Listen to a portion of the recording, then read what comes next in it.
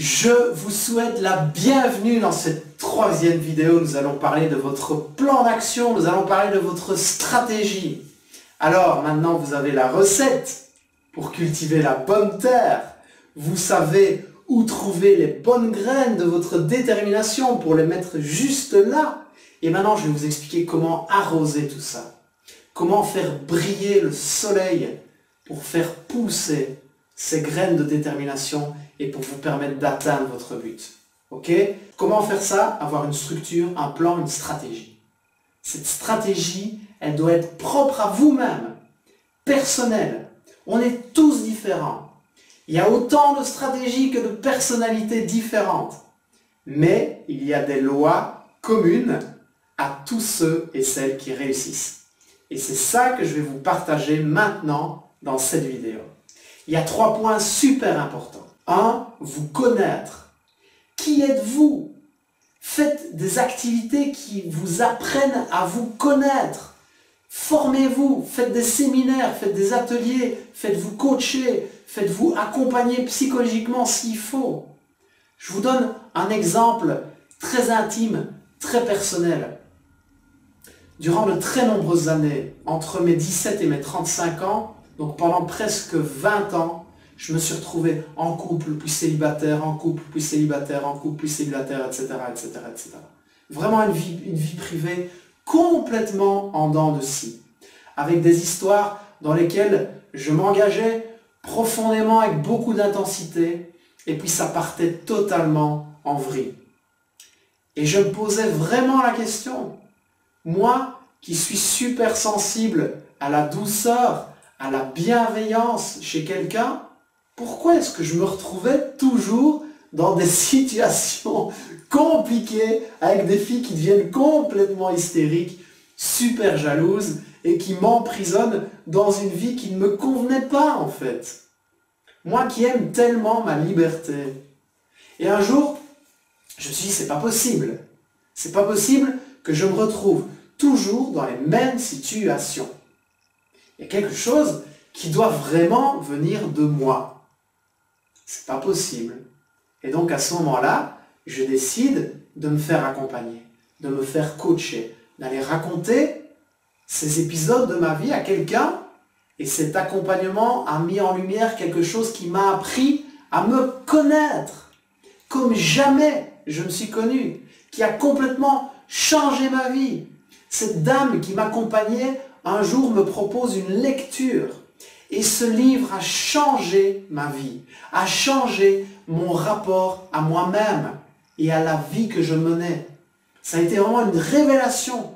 Au fur et à mesure que je tournais les pages de ce livre, je me disais mais c'est incroyable. C'est un livre qui parle de toute ma vie, qui parle de moi, de toutes mes erreurs, de tous mes échecs, de toutes les situations incroyables dans lesquelles je me suis retrouvé. Ce livre s'appelle Hypersensible, trop sensible pour être heureux, point d'interrogation. C'est un livre de Saverio Tomasella. Et donc, pour faire ces démarches, pour sortir de votre zone de confort, allez gratter à l'intérieur, faites des expériences, apprenez. Ça m'a aidé de faire plein d'expériences. Je suis allé au village des pruniers, j'ai découvert la pleine conscience. Je me suis spécialisé dans la gestion des émotions, ces émotions qui moi-même m'avaient causé tellement de problèmes, m'avaient joué tellement de mauvais tours, que je me suis fait la promesse d'aider les autres à gérer les émotions, à se motiver, à changer de vie, à perdre du poids, à entreprendre. C'est génial!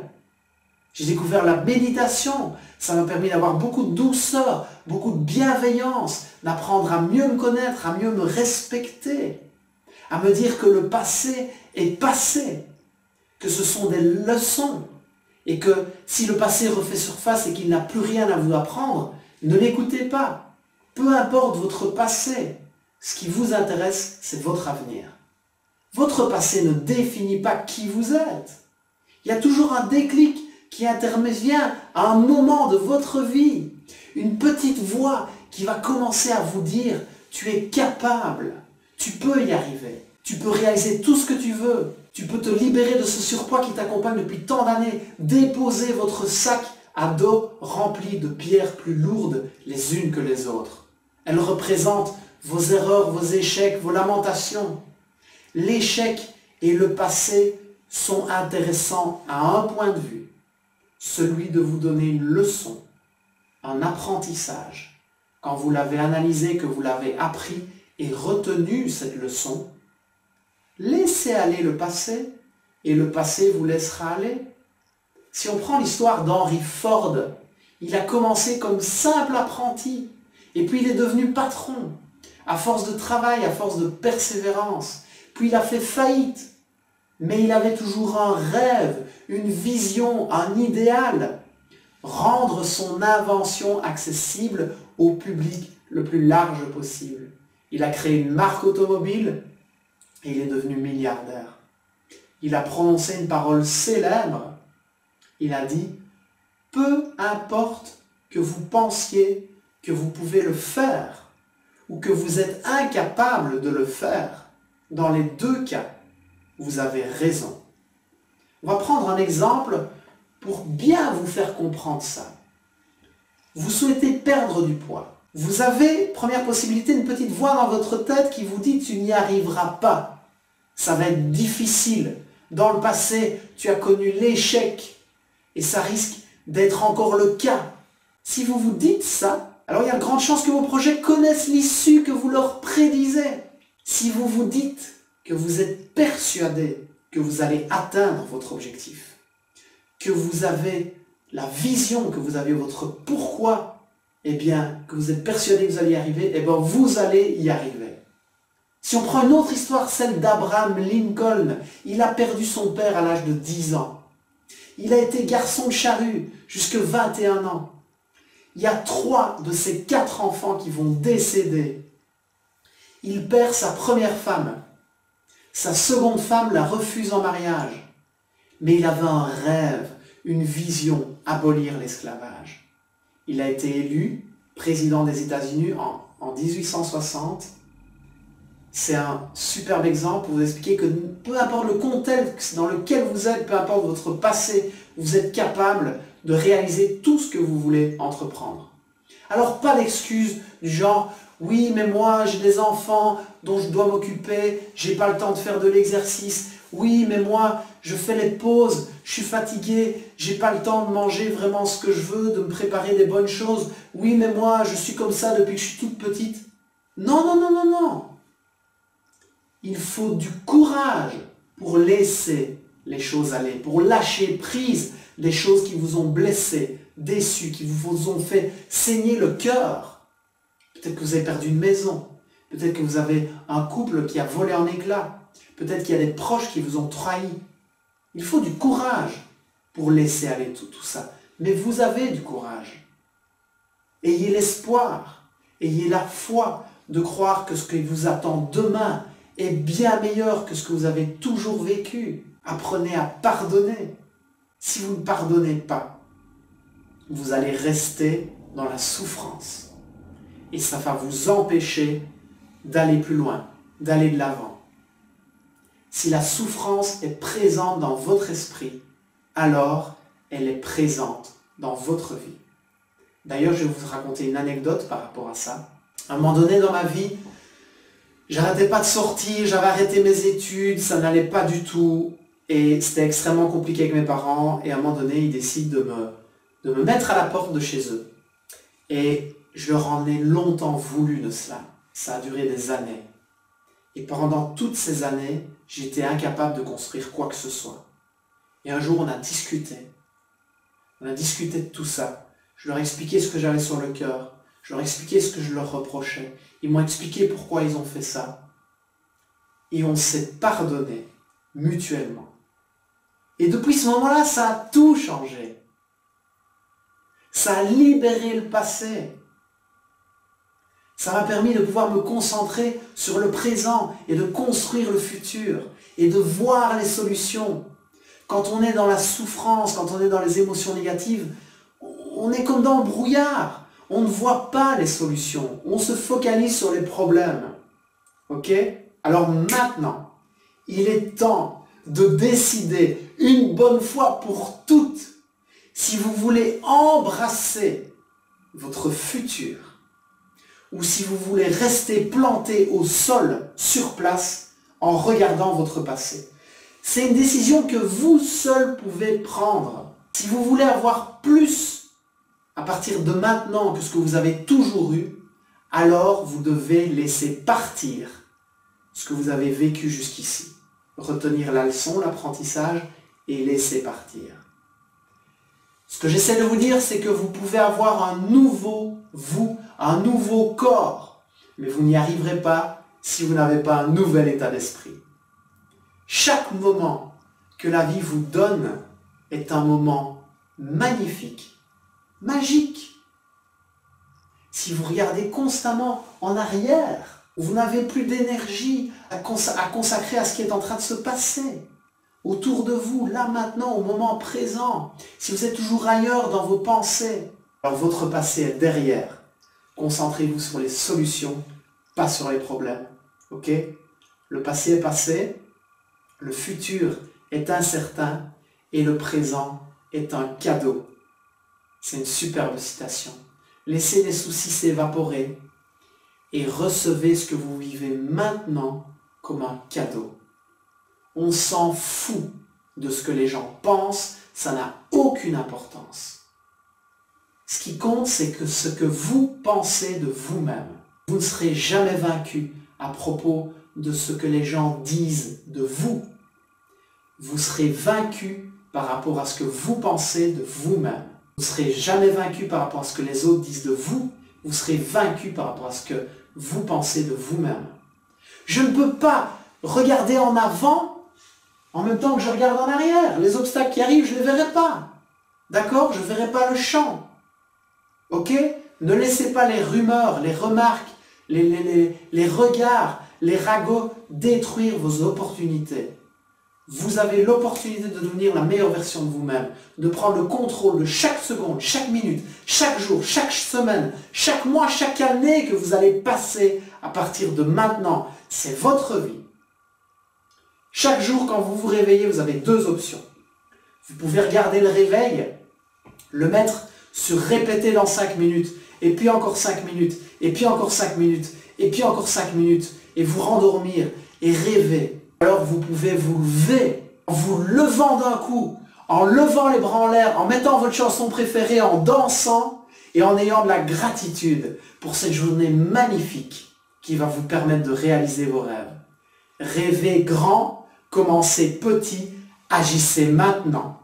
Votre passé raconte juste une histoire, il ne définit pas qui vous êtes vraiment est défini par l'opinion que vous avez de vous-même. Ok? Le plus important dans votre vie, c'est pas ce qui vous arrive, mais c'est votre façon de réagir à ce qui vous arrive. C'est évident que vous allez plus vite en regardant en avant plutôt qu'en arrière. C'est évident que vous allez pouvoir éviter les obstacles qui se présentent quand vous regardez en avant plutôt qu'en arrière.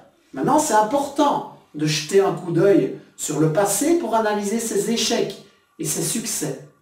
Ça vous aidera à mieux cerner votre façon de fonctionner. Et je vous le disais tout à l'heure, plus vous vous connaissez, plus facilement vous allez atteindre vos buts. Donc on laisse aller le passé. Il ne doit pas être une obsession, il ne doit pas être une référence constante, il ne définit pas qui vous êtes. Ce que vous faites maintenant, les décisions que vous prenez maintenant, c'est ça qui vous définit. C'est ça qui définit les gens qui réussissent, qui en veulent, ceux qui ne sont pas dans le passé. Avant, vous vous disiez, écoute, je vais te raconter mon histoire, ce qui m'est arrivé, c'est terrible, je n'en serais pas là où j'en serais aujourd'hui si je n'avais pas connu ça. Arrêtez avec tout ça. Arrêtez de vous plaindre. Arrêtez de vous raconter à tout le monde ce qui vous est arrivé de terrible. Ça vous bouffe le cerveau de le raconter encore et encore. Ça vous bouffe de l'énergie. Si vous voulez réussir, vivez dans le moment présent. Fixez-vous des buts, des cibles à atteindre. Ça va vous éclairer le chemin comme un phare. Quand le phare est clair, il vous éclaire le chemin et vous allez pouvoir parcourir ce chemin avec passion. Visualisez votre résultat. Ressentez les émotions de la réussite quand vous montez sur votre balance et que vous avez perdu votre surpoids. Vivez-le. Chaque jour, visualisez-le. La seule façon d'y arriver, c'est de passer à l'action maintenant. Votre passé n'est pas une excuse, c'est un boost pour aller n'importe où vous voulez aller. D'accord? Donc on arrête de se plaindre, on arrête de blâmer les autres, on ne laisse pas son passé définir votre futur, on s'en fout de ce qui s'est passé avant, on a retenu la leçon. Tout ce qui compte, c'est ce que vous allez faire maintenant. Tout de suite, là, maintenant. Qu'est-ce que vous allez faire maintenant? Eleanor Roosevelt disait, hier est de l'histoire, demain est un mystère. Aujourd'hui, là, maintenant, c'est un cadeau. C'est pour ça qu'on l'appelle présent. Alors aujourd'hui, levez-vous. Utilisez votre corps pour vous redresser avec le buste bien droit, la tête bien droite, le sourire, les pieds ancrés au sol, le menton bien droit et avancez. Chaque jour, faites chaque pas comme si vous portiez une couronne sur la tête. Faites abstraction de vos échecs, de vos erreurs et allez chercher ce magnifique potentiel que vous possédez, qui se trouve là à l'intérieur, parce que vous êtes capable du meilleur. Une bonne nouvelle, connaître la réussite, il suffit de se relever une fois de plus que ce que vous n'êtes tombé. Vous êtes capable, vous êtes grand.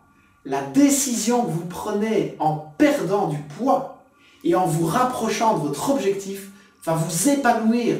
Vous allez mener une vie géniale. Imaginez tout ce que vous avez à y gagner. Ça va être formidable. Vous allez avoir plus d'énergie. Vous allez vous sentir mieux dans votre peau. Vous allez sourire. Vous allez lever les bras. Vous allez crier de joie. Vous allez être fier de vous. Vous allez acheter des vêtements qui vous plaisent et que vous allez porter avec fierté. Vous allez vous sentir plus jeune, plus dynamique, plus libre. Vous allez devenir un symbole pour ceux qui vous connaissent. Un symbole de « il a dit qu'il allait le faire, il l'a fait ». Maintenant, vous allez écrire vos buts sur du papier, des objectifs clairs, en accord avec vos valeurs. Je vais vous apprendre une technique, la technique SMART. Il y a environ 60 000 pensées par jour qui traversent votre esprit. Devinez quoi, le lendemain, 95% de ces mêmes pensées sont exactement les mêmes. Donc quand vous écrivez un objectif, eh bien, il se met en haut de la pile, il arrive en gras et en surligné dans vos pensées et votre cerveau se concentre dessus. C'est comme un contrat que vous allez prendre avec vous-même. C'est plus un souhait lointain, quelque chose que vous désirez vaguement. C'est un objectif. Et définir un objectif, ça s'apprend. On dit que quelqu'un qui ne sait pas où il va n'atteindra jamais sa destination. On dit aussi qu'il n'y a pas de vent favorable à celui qui ne sait pas où il va. C'est Sénèque qui disait ça. Alors, la technique SMART, c'est un jeu de mots, parce que SMART en anglais ça veut dire intelligent, bien fait, bien pensé. Le S, spécifique. Vous allez écrire un objectif spécifique que vous allez formuler avec de la précision et sans ambiguïté. Par exemple, dire « je veux perdre du poids » ou « j'aimerais perdre du poids », c'est trop vague, c'est trop général. Donc, stipulez cet objectif spécifique en termes positifs, pas négatifs. Je ne veux plus être gros, ok? Et formulez-le en « je ». Il est propre à vous-même. Par exemple, je veux perdre 6 kilos en 2 mois. Ça, c'est clair, c'est spécifique. Deuxièmement, le M de SMART est mesurable. Votre objectif que vous allez écrire là, il doit être basé sur des critères concrets qui permettent de vous situer sur le chemin qui reste à parcourir. D'accord? Par exemple, la balance est utile pour savoir le chemin qu'il reste à parcourir. Ça permet de savoir quand le but est atteint et ça permet de mesurer votre progrès. Donc vous allez faire un calendrier, un agenda avec les différentes étapes à franchir pour parvenir au but final. Et la réussite de tous ces sous-objectifs va vous donner un goût de victoire, qui va vous donner de la confiance en vous, qui va vous stimuler à continuer le chemin. Par exemple, je veux perdre 6 kilos en 2 mois, ça veut dire que je peux par exemple perdre un demi-kilo la première semaine, et puis 1 kilo la semaine d'après, etc. Ok, vous faites un graphique. Le A de Smarter, accessible, atteignable, réaliste, applicable, sans risque. Si votre objectif est hors de portée, il devient décourageant si vous mettez la barre trop haut. Est-ce que c'est réaliste? Est-ce que vous avez le temps d'y arriver? Si vous voulez perdre 15 kilos en une semaine, c'est pas réaliste. Le T pour temporel.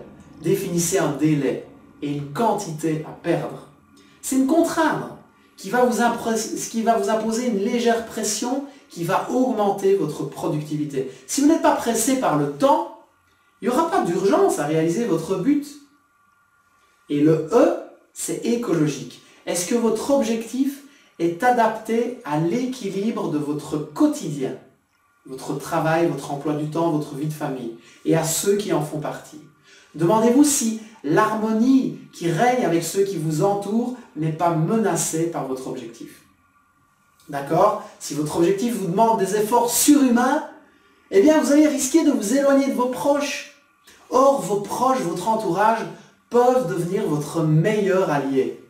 Ils peuvent vraiment vous donner un soutien précieux pendant vos périodes de doute, par exemple. Illustrez tout ça. J'ai un exemple. Peut-être qu'il vous est déjà arrivé d'aller acheter un nouveau véhicule. Alors, vous vous renseignez, vous vous décidez par rapport au modèle, par rapport à la couleur de la voiture. Est-ce que vous avez déjà remarqué qu'à ce moment-là, vous allez voir autour de vous beaucoup plus de voitures de ce modèle-là en particulier et de cette couleur-là que vous avez choisie? Vous avez déjà remarqué ça? En fait, c'est dû au fait que votre esprit, votre inconscient, a enregistré des informations que vous lui avez dictées, avec lesquelles il veut vouloir faire des liens. Pareil quand on définit un objectif. La vie va vous offrir ce que vous lui demandez, ce sur quoi vous vous focalisez. Plus votre requête, votre demande est précise, plus il y a de chances qu'elle se réalise. Et chaque jour, vous allez relire cet objectif et ça va rappeler à votre inconscient d'entrer en action. D'accord? La préparation et la définition claire de votre objectif est aussi importante que sa réalisation. Donc maintenant, action, surtout bien démarrer, battez-vous dès le début, vous décidez, vous définissez votre objectif et c'est parti, vous agissez. Le plus court chemin vers le succès, c'est de passer à l'action et le seul endroit où le mot succès précède le mot travail, c'est dans le dictionnaire. Alors je vous le dis là tout de suite, au travail, c'est parti. Quelle est la première habitude que vous pouvez changer là maintenant? Dans la prochaine vidéo, je vous explique comment démarrer, par où commencer, maintenant que vous avez installé les bonnes bases. Et donc, je vous souhaite le meilleur, prenez soin de vous, et je vous dis à très bientôt dans la 4e vidéo. À bientôt, je vous embrasse.